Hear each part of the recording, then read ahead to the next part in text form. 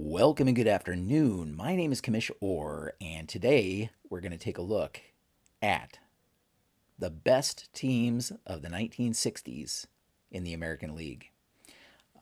This is in preparation for a project that I have going on, Best of the Decades tournament, using season ticket baseball to determine the results.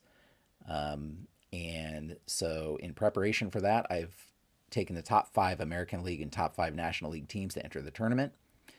And in order to determine those top 5, I'm not coming up with this off the top of my head. I'm actually using the ELO ratings, which is a rating that takes into account strength of schedule, wins and losses, game scores, that kind of thing to determine. The scores are done throughout the season, throughout every season, and they come up with a rating for each team for each season.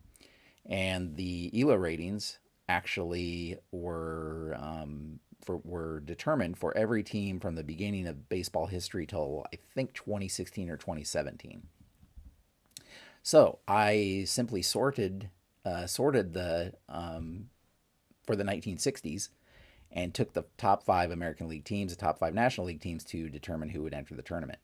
And when I say top teams, I'm only taking one team for any particular franchise to eliminate chances. In certain decades, you would have certain teams dominate the top rankings, and I didn't want to have a bracket with 4 of the same team franchise, just different years in it or anything like that. So I'm only taking the best 5 teams from the top 5 franchises, if that makes sense. So again, I've taken the top 5 teams of the 1960s, and this is in continuation of my series, Best of the Decades tournament. I've done the 1930s and the 1990s now. The 1930s was won by the 1931 Philadelphia Athletics, and the 1990s was won by the 1998 Atlanta Braves. And so we're on to the 1960s, and thought I would count those down and tell you a little bit about the teams so you get a preview of what's ahead. And so I'm going to go in reverse order, of course, starting at number 5. The 5th best team, American League team of the 1960s is the 1964 Chicago White Sox. They're the only team of the 10 teams in the tournament that did not make the World Series. They finished in second place, just a game behind the Yankees that year. But they still finished with a record of 98-64 and could very well have won the American League and gone to the World Series, except for the fact that they were, I think, 6-12 against the Yankees that year. Yeah, 6-12 against the Yankees.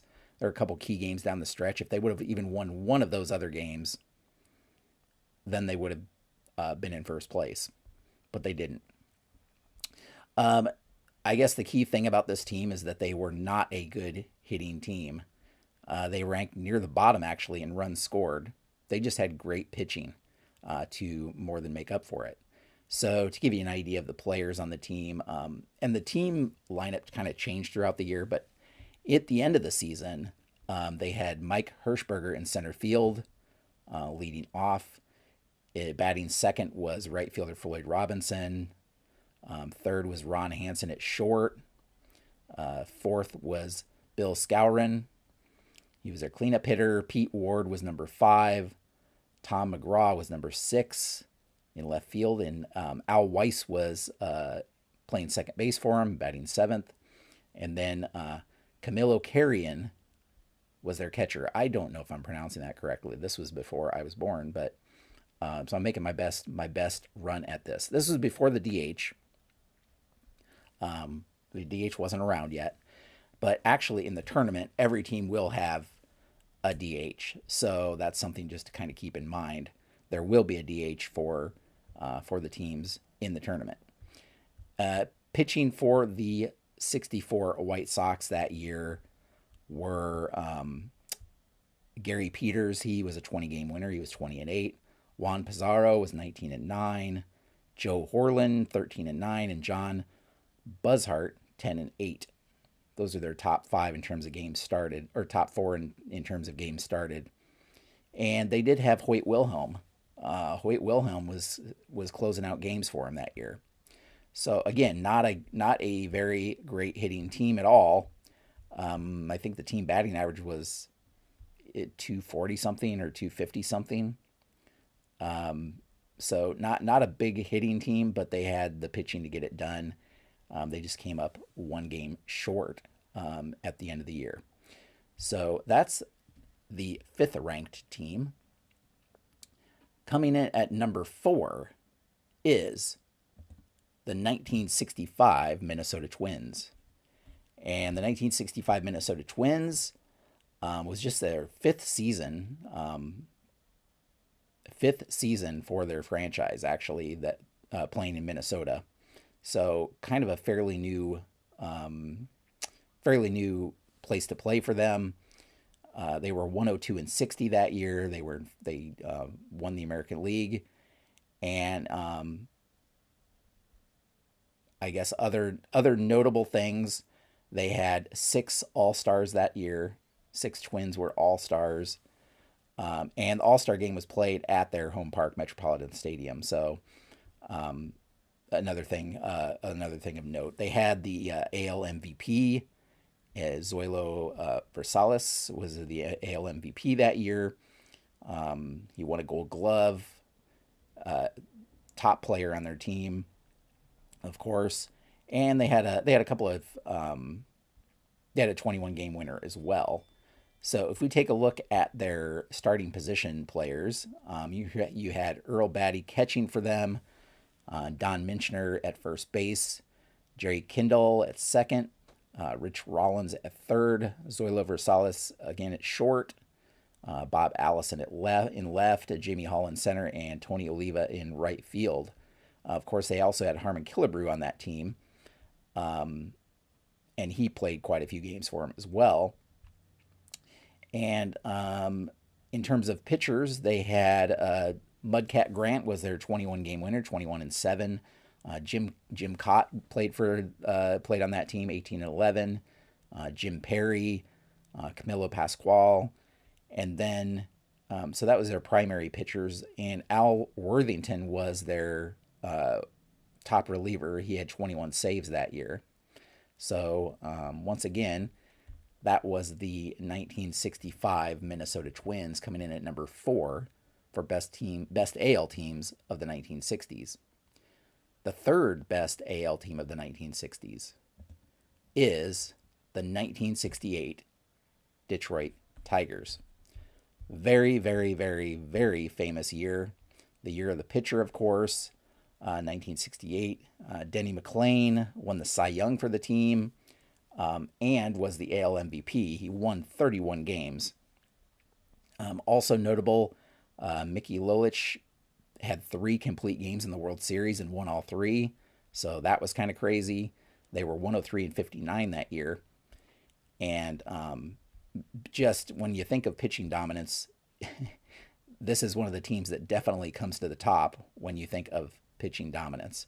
So just to give you an idea of some of their starting position players, you had Bill Freehan catching for them, Norm Cash at first, Dick McAuliffe at second, Don Ward at third, Ray Euler at short, Willie Horton in left, Mickey Stanley in center, and Jim Northrup in right field. They also had Al Kaline in that team, who played quite a few games, and just a great team. Willie Horton actually led with 36 home runs on that team. Jim Northrup had 90 RBI, but a couple other guys had quite a few RBI too. So pretty good offense even. And then of course you had the pitching. So you had Denny McLain, as I mentioned earlier, 31-6 with a 1.96 ERA. Crazy stuff. You also had Earl Wilson, Mickey Lolich, as I said before, Joe Sparma, and just a great all-around team. Darrell Patterson was had kind of led the team in saves. He only, 7 saves. A little bit of a different game back then, but he led the team in saves of 7.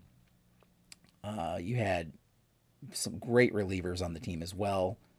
And 1968, of course, they played against the St. Louis Cardinals, and they won in 7 games for their third championship in 7 World Series appearances. So really, really dominating team, but only number 3 in the 60s in the American League, believe it or not. So which 2 teams were better in ranking than the 1968 Detroit Tigers? Well, number 2 is the 1969 Baltimore Orioles. And the Orioles were 109 and 53 that year. It was the first season that the American League was split into 2 divisions. So that's notable. And they were the first American League championship series took place that year. So they faced the Minnesota Twins. They swept the Twins, but they lost the World Series to the 69 Mets, of course, the Miracle Mets. Earl Weaver managed the team, the Orioles that year, and still a very, very good team. You had Elrod Hendricks catching, Boog Powell at first, Davey Johnson at second. You had Brooks Robinson playing third, Mark Ballinger at short, Don Buford in left, Paul Blair in center, Frank Robinson in right. A lot of just great guys there. Boog Powell led the team with 37 homers and 121 RBI. Frank Robinson led an average 308 batting average for the team. But great, a great lineup up and down. In terms of pitching, you had a couple of 20-game winners on the team. You had Mike Cuellar was 23-11 that year. Dave McNally was 20-7. You also had Jim Palmer on the team. He was 16-4, and Tom Phoebus was 14-7. A couple of guys had double-digit saves. You had Eddie Watt had 16, and Pete Richard had 12. Watt also had a 1.65 ERA in relief.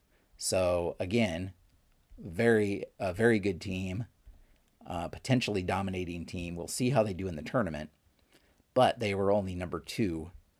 So who would you think would be the number 1 highest rated American League team of the 1960s? Well, it's a franchise that's been number 1 in the American League in both my prior decades tournaments, the 1930s and the 1990s. It is, yes, the 1961 New York Yankees. A famous 1961 season. The 1961 Yankees were the highest rated American League team of the 1960s. They went 109 and 63 that year. They were 8 games ahead of the Detroit Tigers. Just an incredible season on top of just the team itself. Just an incredible season. You had the race for 60 to beat Babe Ruth's 60 home run record set in 1927. So you had Maris and Mantle kind of chasing that record down during 1961. 1961 was also an expansion year. So American League went from 8 to 10 teams that year. It was the first expansion in the history of the league. And also the schedule went from 154 games to 162 games, which of course led to the asterisk when Maris broke Babe Ruth's record, but took a few more games to do it. So overall, a very interesting season, but also a very, very good team. Obviously, they're number 1 ranked for a reason. And so if you look at their starters by position, you have Elston Howard catching, Bill Skowron at first, Bobby Richardson at second, Clete Boyer at third, Tony Kubek at short. Yogi Berra was left fielder that year. Mickey Mantle in center, and Roger Maris in right. Of course, Mickey Mantle led the team with the .317 batting average, hit 54 homers, but was eclipsed by Roger Maris, who hit 61 homers and drove in 141 runs. Great team. Also, solid pitching. You had Whitey Ford, who was 25-4 that year. You had Bill Stafford, who was 14-9 with a 2.68 ERA. You had Ralph Terry, Bud Daly, kind of their top four in terms of starts. And then you had Luis Arroyo saving games, 29 saves that season. Pitched 119 innings, 2.19 ERA. So again, very, very good team. They beat the Reds in the World Series that year, 4-1. Dominating team and number one ranked team in the American League in the 1960s. Now, even though the Yankees have been the top ranked team in the 1930s, which was the 39 Yankees, I believe, which, by the way, the 39 Yankees were the top ranked team overall. And then in the 1990s, you had the 98 Yankees, another storied team. Now we have the 1961 Yankees, but neither of the prior two Yankees teams even made it to the World Series in those tournaments. So can the 1961 Yankees break that streak and actually make it to the best of the 60s tournament World Series? We'll have to find out. We'll have to find out. The way I'm doing the tournament, let's take a look at the 1990s bracket that just wrapped up, is the 5 teams are seeded. 4 and 5 play a best of 5 play-in series. A best of 5 play-in series. So the 5th and 4th ranked will play the best of 5. And then the winner of that goes on to the next round, I should say. And it is a double series elimination tournament. So other than the play-in series, that is. The play-in series is an elimination series. But after that, from that point forward, it is a double elimination series tournament. So these teams play best of 5. The losers go to the losers bracket with a chance to fight their way back. The rounds are best of 5 until you get to the AL and NL championship rounds. Those are best of 7. And of course, the first round of it is best of 5 still.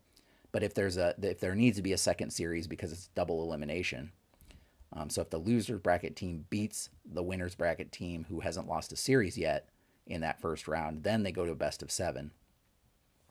And then of course the World Series between the top AL and top NL team in the tournament is a best of 7. And so yeah, we'll have to see how these Yankees do, or if one of these other teams can do like the other teams have done in the other decades and knock the Yankees out, and prevent them from getting to the World Series. If you want to follow this action, you can head over to baseballmaelstrom.com. That's where I have all of my projects. You can see the past brackets, the best of the 30s and best of the 90s tournament brackets and stats. You can see all of the stats on there. You can also see my Payoff Pitch project that's in season 2, which is a Hall of Fame league. So you can see all of the stats from that. So with all that said, let me know who you think, which of these 5 teams is going to win in the American League and go to the American League World Series. See if you can predict which of these teams is going to do it. Leave that comment down below. Let me know what you think. I appreciate all the feedback on which decade to do next. It was a very tough choice, but 1960s edged out, I believe, the 1980s as the next decade, which is kind of a good thing because I've done one really early series in the 1930s, and I've done one later series in the 20th century in the 1990s, and this one kind of falls in the middle. So I think it kind of works out for the best. Very interested to see how this is going to go, and hopefully you will watch as that progresses. Feel free to subscribe to the channel. I do video updates of the league and tournament as it progresses, kind of update you on how things are going. So consider subscribing if you want to follow that action. And other than that, I just appreciate you watching.